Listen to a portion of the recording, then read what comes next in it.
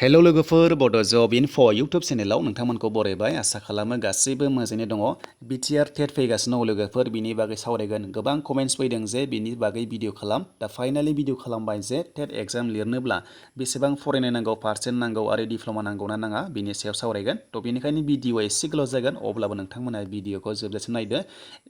नोंथांमोननि थाखाय हेल्पफुल जागोन आरो नोंथांमोना आइडिया मोनगोन जे टेट एग्जाम लिरनोब्ला बेसेबां फरायनाय नांगौ पार्सेन्ट नांगौ आरो बैसोआ बेसेबां जानांगौ नोंथांमोना गासैखौबो डिटेल्सखौ मोनगोन थ' बिनिफ्राय जोङो जागायनोसै भिडिअखौ दा BTR टेटनि सायाव जों उनाव सावरायगोन दायो जों सावरायग्रोनोसै आसाम टेटनि सायाव जिथु जोङो टेट एग्जाम लिरदोंमोन सिगाङाव जे टेट एग्जाम होनोब्ला बेसेबां फरायनो नांगौ नोंथांमोना आइडिया मोनगोन दा बिनिफ्राय लोगोफोर बेयाव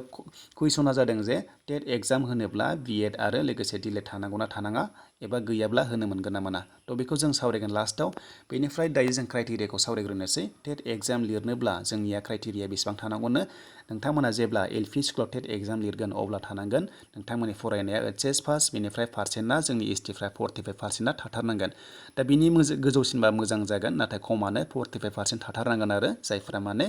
LP स्कुलाव टेट लिरगोन नोंथांमोना हायार सेकेन्डारि पास बेनिफ्राय 45% बेनिफ्राय लोगोसे डिप्ल'मा बेनो जाबाय D.EL.Ed नोंथांमोना थानांगोन जायफोरा डिप्ल'मा खालामनाय दं अब्लासो LP स्कुलाव टेट होनो हायो एबा हायोमोन सिगांनियाव दा बेनिफ्राय जों नेक्स्टआव बुंगोन BTRआव जे नांगौना नांमारा दा बेनिफ्राय क्वालिफिकेसना क्लियार जाबाय HS पास बेनिफ्राय 45% बेनिफ्राय D.EL.Ed नोंथांमोना डिप्ल'मा थानांगौ बेनिफ्राय जायफोरा B.Ed दङ नोंथांमोनाबो एप्लाइखौ खालामनो हायो LP स्कुलाव बेनिफ्राय जायफोरा नोंथांमोना B.Ed दङ बेनिफ्राय जोंनि STफ्रा 45% जानांगोन आरो नोंथांमोना ग्रेजुवेटआव थ' जायफोरा ग्रेजुवेट बिथांमोनासो B.Ed लाखायो नालाय दा बेनिखायनो 45% थानांगोन ग्रेजुवेटआव अब्ला LP स्कुलाव एप्लाइखौ खालामनो हागोन बियो क्लियार जाबाय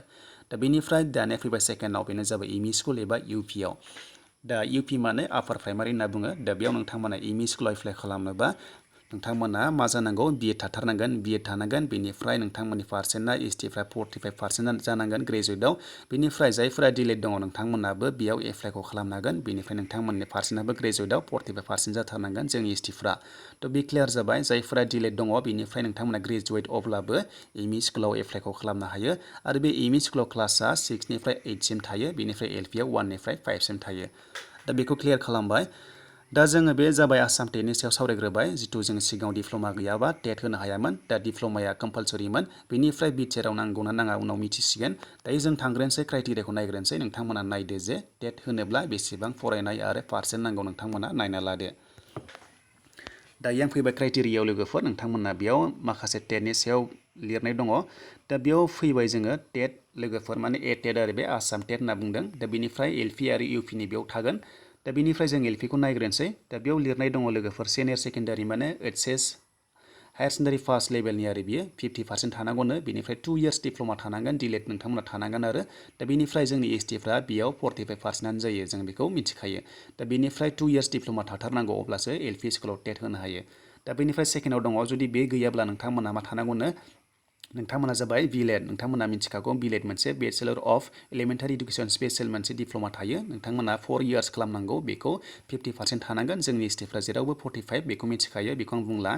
बेनिफ्राय आरो दंबावो लोगोफोर जायफोर माने नोंथांमोना डिप्ल'मा इन इडुकेसन स्पेसियेल इडुकेसन लानाय दङ 2 इयार्स अब्लाबो एप्लाइखौ खालामनो हागोन बेनिफ्राय आरो जायफोरा लोगोफोर डिप्ल'मा इन एलिमेन्टारि इडुकेसन जिखुनु जाया माने डिप्ल'मा लानाय दङब्लानो एप्लाइखौ खालामनो हायो LP स्कुलनि थाखाय बेनिफ्राय जायफोरा B.Ed दङ नोंथांमोनाबो एप्लाइखौ खालामनो हागोन LP स्कुलाव बेनिफ्राय 50% बिनाय दङ STफ्रा 45%आनो जायो जायफोरा B.Ed दङ नोंथांमोनाबो LP स्कुलाव एप्लाइखौ खालामनो हागोन दा बे क्लियार जाबाय दानिया लोगोफोर बेयाव आरो माखासे दंबावो जायफोर माने नोंथांमोना D.EL.Ed एबा B.Ed लागासिनो दङ फार्स्ट इयार एबा नोंथांमोना सेकेन्ड इयाराव फरायगासिनो दङ अब्लाबो नोंथांमोना बिनि थाखाय एप्लाइखौ खालामनो हायो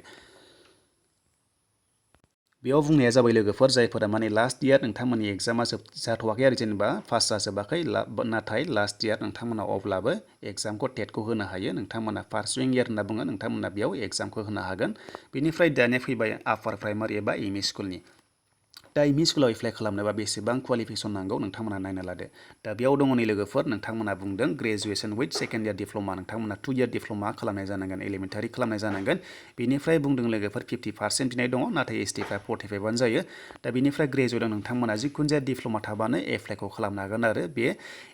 एमइ स्कुलनि थाखाय जेरै नोंथांमोना D.EL.Ed थाबाबो बेयाव एप्लाइखौ खालामनो हागोन आं सिगाङावनो खिथाखाबाय लोगोफोर नोंथांमोना जिखुनु जाया व्हाट एभार होनना बुङो आरो जिखुनु जाया डिप्ल'मा थाबानो नोंथांमोना एप्लाइखौ खालामनो हागोन जेरै सासे स्टुडेन्टसा ग्रेजुवेट नाथाय D.EL.Ed दङ B.Ed गैया अब्लाबो एप्लाइखौ खालामनो हागोन नाथाय ग्रेजुवेटआव पार्सेन्टआ 45% थाथारनांगोन एबा 50% थाथारनांगोन दा बेनिफ्राय नेक्स्टआव फैबाय लोगोफोर ग्रेजुवेट नोंथांमोना एटलिस्ट 50% मार्क्स मोननाय दङ बिनिफ्राय 1 इयार बेचेलर इन इडुकेसन एबा B.Ed नोंथांमोना दंब्लाबो हागोन आरो बेयाव एप्लाइ खालामनो बेनिफ्राय जायफोरा B.Ed दंखायो नोंथांमोनाथ' हाखागोन बेखौ आं बुंबाय थाला बेनिफ्राय नोंथांमोना बेफोरबायदि माखासे डिप्ल'मा थायोबानो बेयाव एप्लाइखौ खालामनो हायो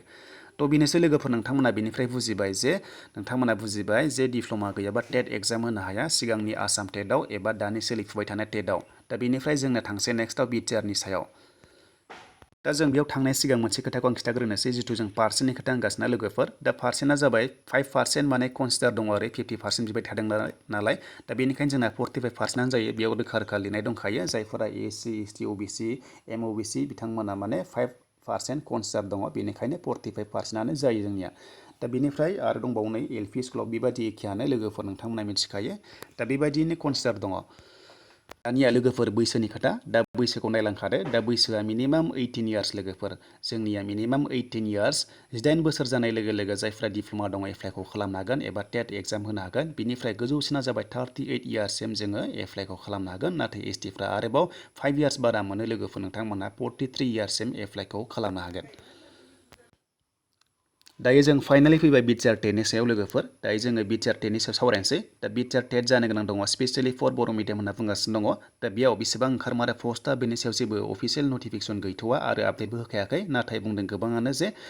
D.EL.Ed एबा B.Ed गैयाब्ला एप्लाइ खालामनो हागोन ना हाया गोबां कमेन्ट्स फैगासिनो दङ आरो कुइसन जागासिनो दङ दा बेयाव बुंनाय मथेब्ला माखासे ससियेल मिडिया एबा निउसाव होनाय मथेब्ला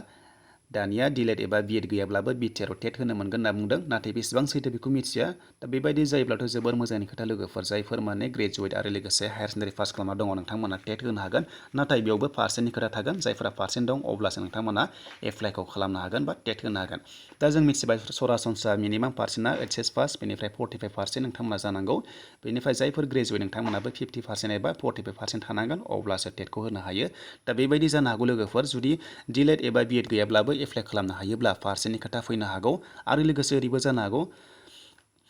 टेट होनोब्ला BTRआव D.EL.Ed एबा B.Ed गैयाब्लाबो होनो हागोन नाथाय उनाव लानांगौ जानो हागौ दा बेबायदि जेबो आपडेट गैया लोगोफोर जे बेसेबां जामारगोन ना जामारा जेबो आपडेट गैया जेब्ला अफिसियेल नटिफिकेसन एबा आपडेट होगोन अब्लासो जोङो मिथिसिगोन जे टेट होनोब्ला